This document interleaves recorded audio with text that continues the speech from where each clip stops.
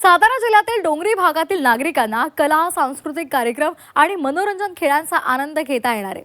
पाटण तालुक्यामध्ये कोयना दौलत डोंगरी महोत्सव सुरू आहे आणि या कोयना नदीवर बोटिंगचा आनंद सुद्धा घेता येतोय।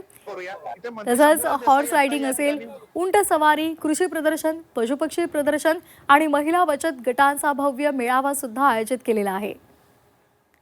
तर याचा आढावा घेतलाय आमचे प्रतिनिधी तुषार तपासे यांनी। पाहूयात।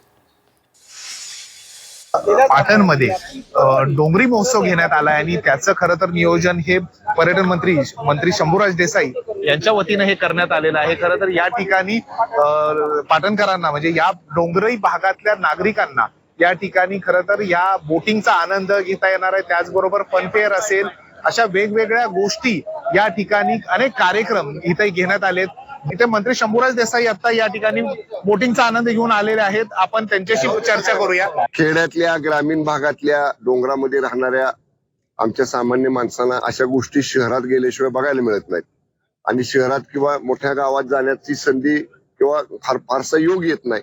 त्यामुळे आपल्याच मातीत, आपल्याच तालुक्यात त्यांना बघायला मिळावं आणि म्हणून त्यासाठी हा दुसऱ्या वर्षीचा प्रयोग आहे।